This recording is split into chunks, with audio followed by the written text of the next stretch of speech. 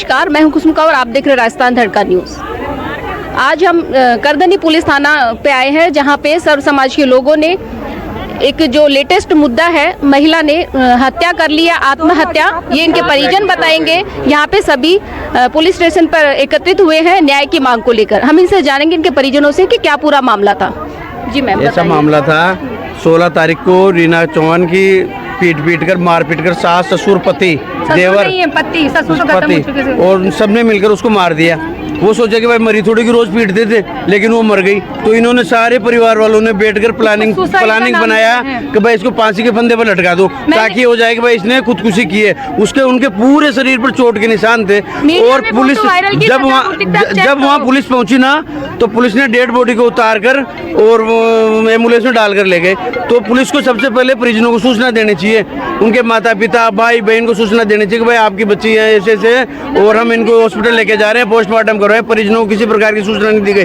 दूसरी बात, भारत के कानून के अंदर ये है कि अगर जब किसी डेड बॉडी को अपन कमरे से बाहर निकालते ना, जब तक जांच नहीं आती, पोस्टमार्टम की रिपोर्ट नहीं आती, तब उस कमरे को सील किया जाता है। इन्होंने वो कमरा भी सील नहीं किया गया। जो भी इसमें अपराधी लिप्त थे, उन्होंने सारे सबूत मिटाने की कोशिश की है। कमरे से जो भी सबूत थे सब मिटाने की कोशिश कर रहे हैं, और बिना अनुमति के परिवार की अनुमति के डेड बॉडी को हॉस्पिटल में ले गए। उतार सकते हैं क्या? बिल्कुल नहीं। परिवार का आरोप है, परिवार पुलिस की कार्रवाई से संतुष्ट नहीं है।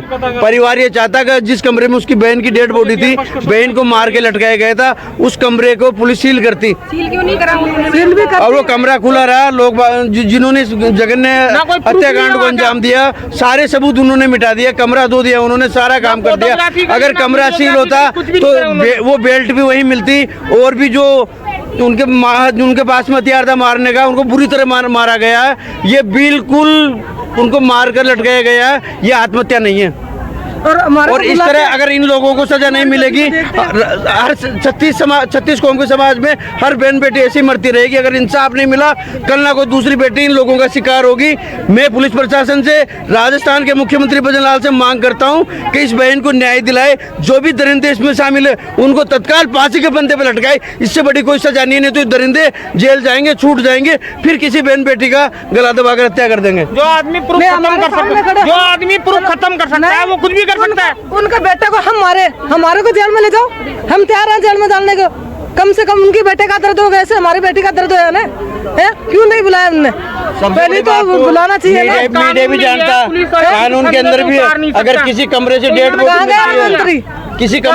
बॉडी मिलती है ना, तो जब तक पोस्टमार्टम की रिपोर्ट नहीं आती ना, तो कमरे को सील करना पड़ता है। कमरा इन्होंने सील नहीं किया, इसमें ये भी दोषी है। धो के खोज मिटा दिए और अब चलो चेक करने चलो। अब क्या चेक करेंगे? और बात रही, कमरा सील कर दिया और जो पुलिस जब गई तो उसके मुताबिक पियर पक्ष को सूचना 12 बजे बाद दी गई। ऐसा क्यों हुआ? ये क्या कर रहे थे 4 घंटे से पहले? कैसे प्लानिंग थी? पड़ोसियों को पता नहीं इसके बारे में, तो इसके बारे में जानकारी कीजिए मैम। मैं पुलिस प्रशासन से ये कह रहा हूँ कि वो एविडेंस मिटाए गए हैं, उनका करिए कुछ और। जैसे पोस्टमार्टम रिपोर्ट के अकॉर्डिंग भी देखते हैं। अड़ोसी पड़ोसी को तो बुलाना चाहिए ना, है कि कल अड़ोस पड़ोसी का माँ बाप तो हल्ला हो जाता पूरी गली में। अगर ऐसा कोई कांड हो जाता है, हल्ला होता, कुछ और होता, हम तक सूचना ही नहीं। पुलिस वाले की गलती है कि नहीं है? पुलिस वालों को क्यों बुलाते हैं कि पहले इनके घर वालों को बुलाओ? क्यों नहीं बुलाया घर वालों को? क्यों नहीं बुलाया अड़ोसी पड़ोसी को? सबको बुलाना चाहिए ना। बताओ पुलिस वाले की गलती है कि नहीं है? से हम पुलिस अधिकारियों से बात करेंगे, जानेंगे पूरा क्या मामला है और ऐसा क्यों किया गया। मेरे करनी सेना कार्यालय चलो सभी लोग। अभी आप उनको नक्शे की अजी मेरी बात सुन लो भाई साहब, वहाँ सब मीडिया और भी आ रही है वहाँ पर। आप सब लोग अब यही है, हम यहाँ हैं, आप शांति बनाए रखें। उनको नक्शे के लिए भेजो, हम यहाँ बैठे। उनका कहना है कि डेड बॉडी मिल गई। डेड बॉडी मिलने के बाद में इसका ये काम करता है, कमरा सील करना पड़ता है। एक बात बताओ, तो मैं आ गया ना, तो मार पर भी तो विश्वास रखो। चुपचाप आना, कान भेज दो पुलिस वालों को। मैं कोई कुछ नहीं बोल रही, आप तो नहीं जा सकते, भी हम यही आपका सम्मान करते हैं। कोई कहीं नहीं जाएगा,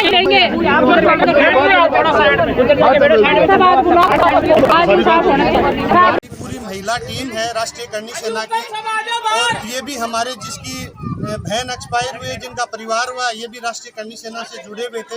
हमारी महिला अध्यक्ष प्रदेश अध्यक्ष लक्ष्मी तंवर ने इसके ऊपर पूरा संज्ञान लिया है, और हम लोग यहाँ पे थाने में आकर के SHO साहब से बात करिए, और SHO साहब ने हमें पूरा विश्वास दिलाया है और हम लोग पूरे सेटिस्फाई हुए हैं कि उन्होंने बताया कि निष्पक्ष जांच होगी। अगर इसके अंदर कोई भी मुलजिम होता है तो एक को भी माफ नहीं किया जाएगा, सबके सब जेल में मिलेंगे। अगर इसमें 2 से 3 दिन तक प्रशासन को टाइम दिया गया, अगर 2 से 3 दिन में उनको सभी को, अगर कोई अपराधी है उनको अरेस्ट नहीं किया गया तो पूरे तरीके से पूरे राजस्थान को जाम करने की ताकत भी करनी सेना रखती है। इस घटना को लेकर मैं यही कहना चाहूँगी कि दहेज लोभियों ने जो इस तरह का प्रकरण किया है, ये एक आक्रांताओं से कम नहीं है।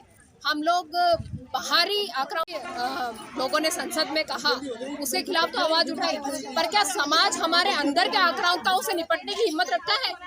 क्या हम अपने अंदर के जो ये राक्षस हैं इनसे निपट पाएंगे? तो आज इसके लिए संपूर्ण नारी शक्ति मेरे साथ में है। पूरी राष्ट्रीय करणी सेना की पूरी महिला टीम ईंट से ईंट बजा देगी रीना चौहान को न्याय दिलाने के लिए, और रीना चौहान को न्याय निष्पक्ष मिलकर रहेगा। और प्रशासन जो अपनी बात कह रहा है, जो आश्वासन दे रहा है, हम उससे बिल्कुल भी संतुष्ट नहीं है।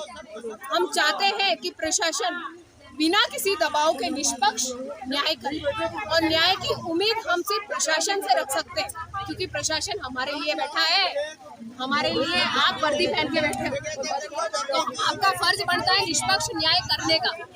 तो रीना चौहान को निष्पक्ष न्याय मिलना चाहिए, मौत के बदले मौत। हमारी बेटी गई है तो हमें आपका बेटा चाहिए बस, नहीं तो हमारे हवाले कर दो, हम पूर्ण न्याय कर देंगे ऑन द स्पॉट। और हमें सास और देवर जो इस कांड में शामिल थे, उन्हें हमें ऑन द स्पॉट हमने मांग करी है प्रशासन की कि गिरफ्तार करे। ये हमारी मांग है, उन्हें गिरफ्तार करे। और 2 जो छोटे बच्चे हैं उनका भविष्य भी हम लोग देखेंगे, और उनके लिए भी हम मांग करेंगे प्रशासन से। ये घटना कब की है? ये घटना 16 अप्रैल की है। पहले बच्ची को बेरहमी से मारा गया, फिर बेल्ट से उसका गला घोटा गया और उसको आत्महत्या बताया गया। और जो कि ये आत्महत्या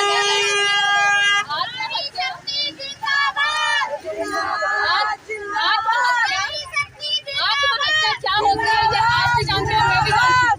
आत्महत्या करने वालों के बॉडी पे निशान नहीं होता है, उसको मारा गया है, पूरी बॉडी पे उसको निशान, और उसका गला घोटा गया है बेल्ट से, चमड़े की बेल्ट से। तो मैं यही कहना चाहूंगी कि प्रशासन साथ देगी तो बहुत अच्छी बात है, नहीं तो ईंट की ईंट बजा देंगे और राजस्थान और हिंदुस्तान में आग लगा देंगे। इसको करणी सेना बोलते हैं।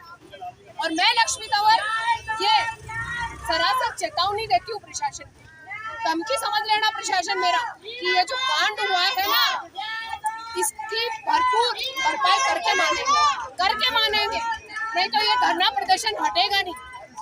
ये महिला है, ये महिलाओं की शक्ति है, और देख लो ये शेरनियां हैं, हुंकार भरी है, और न्याय बिल्कुल निष्पक्ष मांग के रहेंगे।